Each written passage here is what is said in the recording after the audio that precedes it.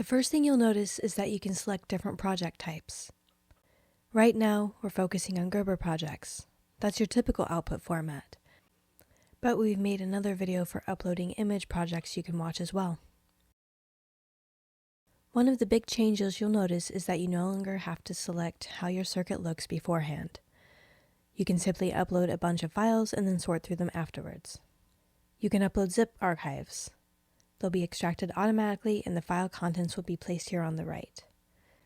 If you want to restart the process, you can click Clear Files to delete everything that you've uploaded. Instead of uploading a zip archive, you can also upload individual files one at a time, or you can select multiple files and upload them all at once. Everything you upload will appear here on the right. You can remove a file if you accidentally uploaded something that you didn't intend to.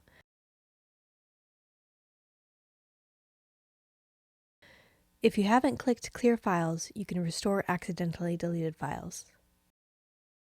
You'll see that there are two options here, Outline and Gerber file. You want to indicate which file is the outline for your circuit, also known as an edge cut.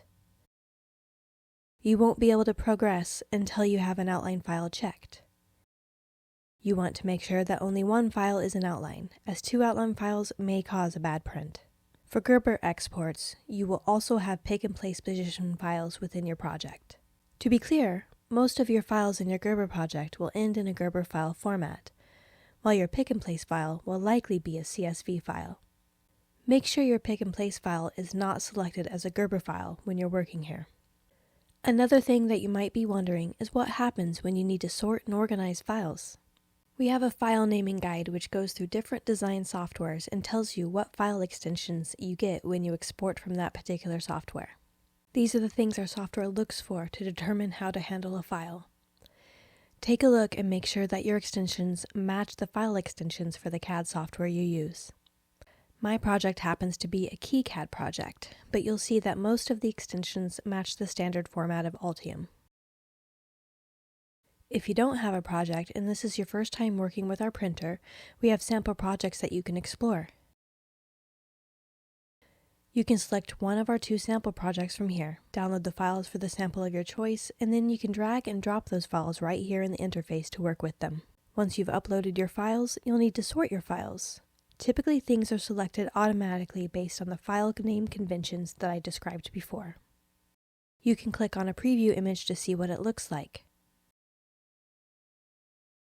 You can delete a file if you don't intend to actually use it.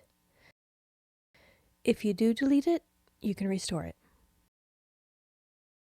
Additionally, you'll see that there's a couple of different categories here. There is a conductive layer, solder mask and silkscreen layer, solder paste layer, and pick-and-place layer. There's also vias, but I'm only working with a single layer print, so you can't see those currently. Basically, for each file you'll want to select what the intent is so the printer can perform correctly. For example, I see this file and I know it's my top copper, so I set it as top copper. I can also say that it's a top solder mask, top silkscreen, top solder paste, bottom copper, bottom solder mask, bottom silkscreen, bottom solder paste, inner layer, vias, and pick and place. I can delete it, or I can mark it as unknown if I want to figure it out later.